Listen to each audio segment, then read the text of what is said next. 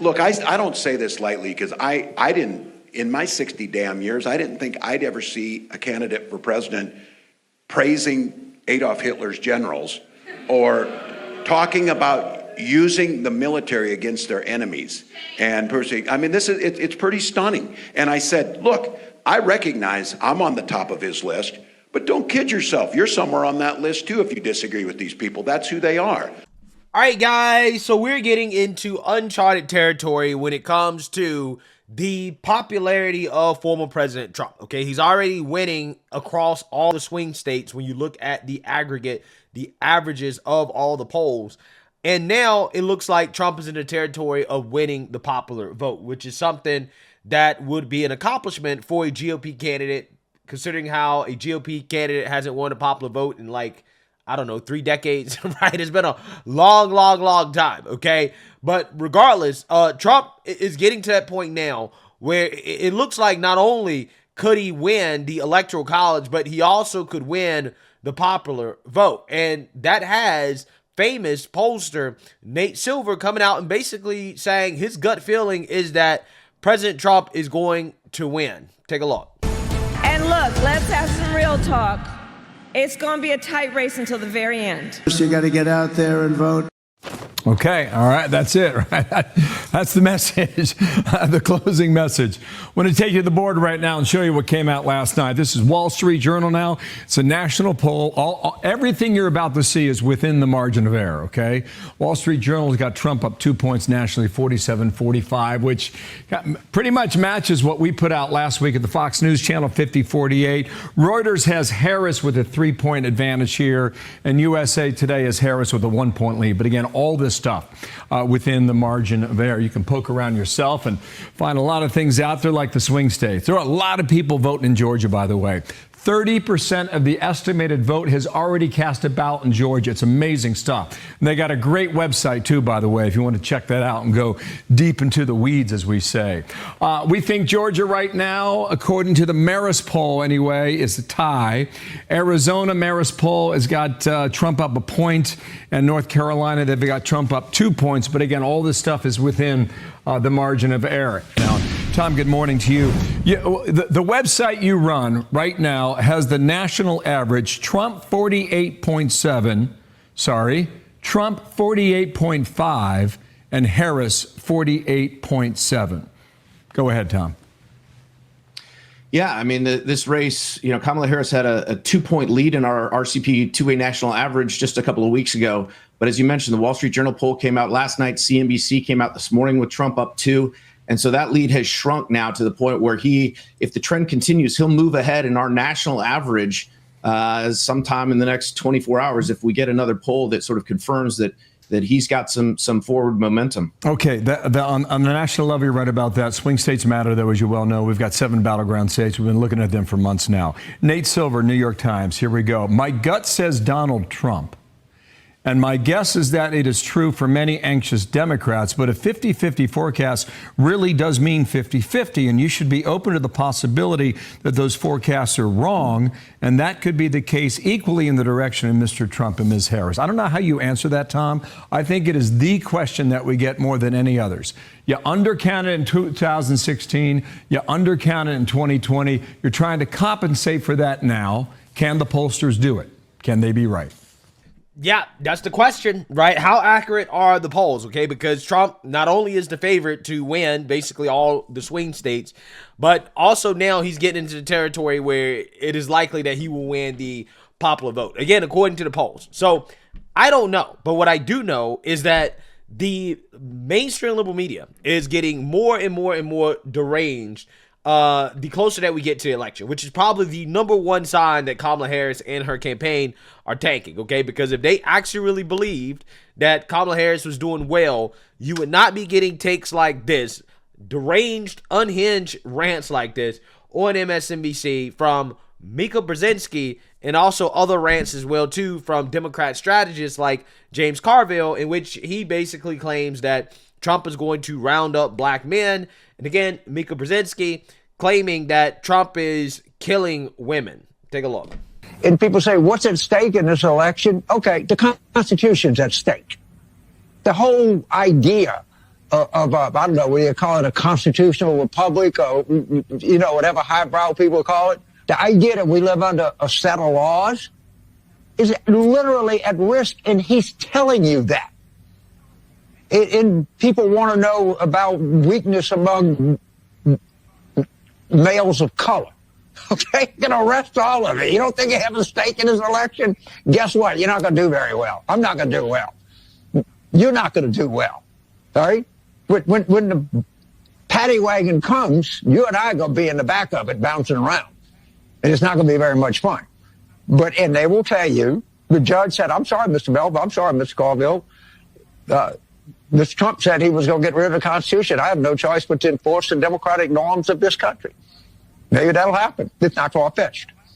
As important as Trump's fascism is, and is the lead story every day, his cozying up to dictators, his obsession with Hitler that has now come out, what he has said about our veterans, and what he wants to do with the military against his political adversaries, it's all huge news. This is the future that we're looking at in the next Trump term, if there is one. But this is what voters know right now, that he is killing us. I'm talking about us women. He's killing us. He is putting us at risk. He is making us afraid to have babies. He is putting our reproductive health at risk, and some women have died already because of this. So we can see right now what's coming. These headlines, and very good reporting, by the way, that shouldn't be questioned by idiots about what Trump has said about Hitler, that's incredibly important to know. But I do understand that people who are busy and that are people who are just tapping in may not be able to comprehend, because we've been free. We've been comfortable. We cannot comprehend that. And I understand that. I validate that it is hard to go from here to there. It is where we're going. I hope we don't find out the hard way. But what's happening with women right now is real, and it is playing out across America. Wow. You have Mika Brzezinski on the verge of tears. On the verge of tears. Talking about how women are being killed, right? Trump is killing women. I mean, I don't even know what to say, right? To be honest with you. I don't know what to say in response to that. Okay, like, that I'm at a point now where when I see Scott Jennings on CNN and the liberals are talking about Trump being a fascist, they're saying all this Trump rage stuff, he just kind of like gives the facial expression of, okay, all right, okay, like, I mean, that's what it is at this point, right? Like, it's got to the point where it's just like there's no response that we could possibly give to these unhinged, hyperbolic rants that are not based in reality, okay? They're just not. James Carville's sitting here talking about, well, they're going to round up men of color. They're going to round up all of us, okay? They're going to send us to the gulags, right? This is what they're saying about what Trump is going to do. These were the same things they were saying before the 2016 election, and none of it happened. None of it happened. But here we are, before the 2024 election. They're saying the exact same things. They're going the Hillary Clinton route. This is what happened. This is what's happening right now, right?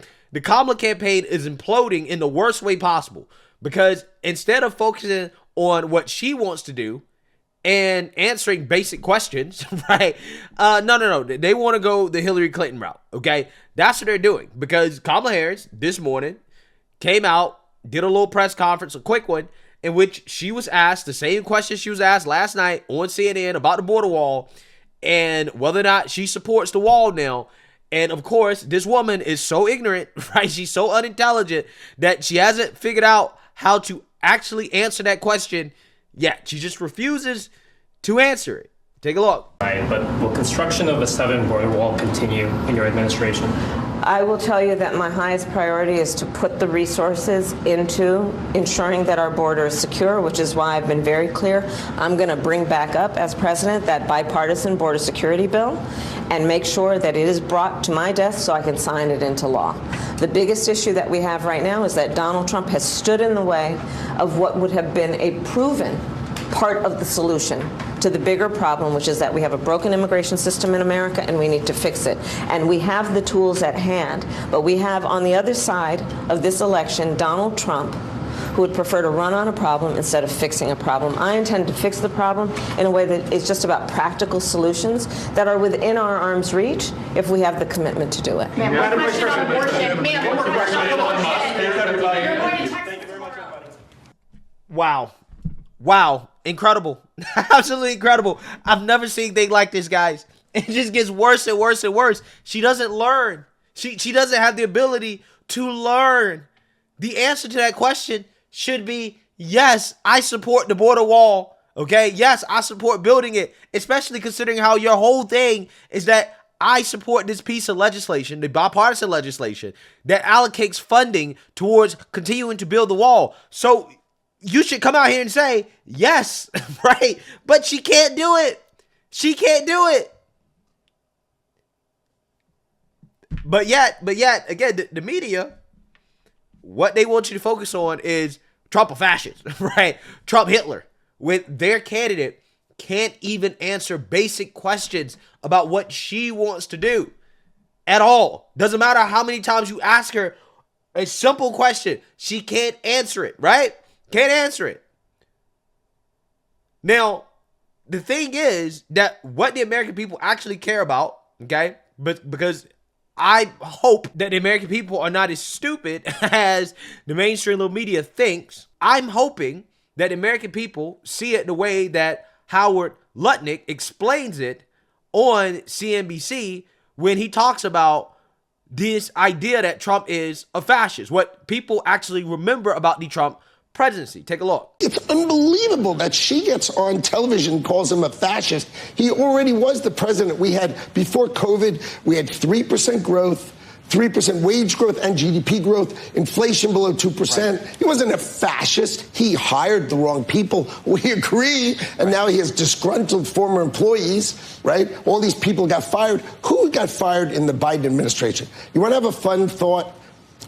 When we pulled out of Afghanistan, was it really stupid and a mistake? Like, we left $80 billion worth of stuff behind. Was it a mistake? It wasn't. If you think about it, if I get you to quickly move out of your house and leave everything behind, when you get to your new house, what's the first thing you have to buy? A whole bunch of new furniture. So if I leave $80 billion worth of equipment behind, what's the first thing the military-industrial complex is going to do? Buy more stuff. So who hates Donald Trump, who hates war? Dick Cheney.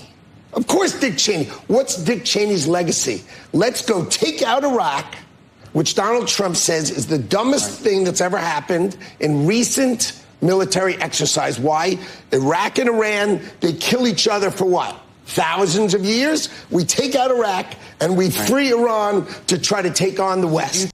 Yeah. I love the way this guy explains things, right? I think that this guy might be Trump's most valuable surrogate at this point, okay? Because the way he explains things is so simple and it's very impactful, okay? I gotta admit, I should take some notes, okay? Start copying this guy in regards to his style. But anyways, yeah, I mean, if what Democrats define as fascism is closed borders, is 3% GDP growth, less than 2% inflation, okay, more manufacturing jobs, no World War III, okay? If this is what they define as fascism, give me that, right? Give me that, okay? Give it to me. I'm going to eat it up, right?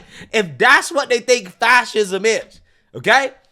If democracy is left-wing lunatics losing their mind every year because they can't get their way, 9, 10, 11, 12% inflation across the board, more wars, open borders, crime out of control, okay, lawlessness in liberal cities across the country, then I don't want it, right? I don't want it. Throw it away, okay? I'm just saying. I'm just saying. If these are the definitions we're going by here, the reality is that what people know under President Trump's administration are just simple facts. The economy was better. The border was closed. There was less chaos and destruction. Okay, and the world was much safer, right? There was more peace. That's what people know. That's what most people care about. And this whole, Trump's a fascist, he's Hitler thing, it's not going to work. It's the Hillary Clinton mistake, right? let's just double down on how bad Trump is going to be. And here's the thing.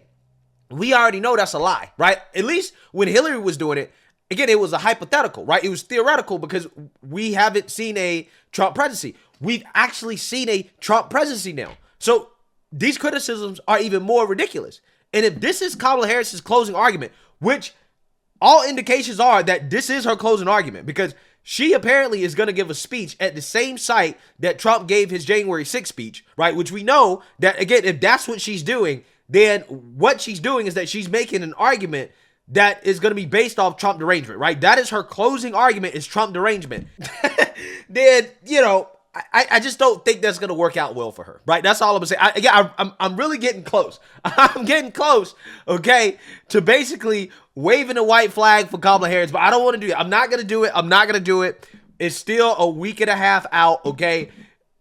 We have to double and triple down on getting out the vote.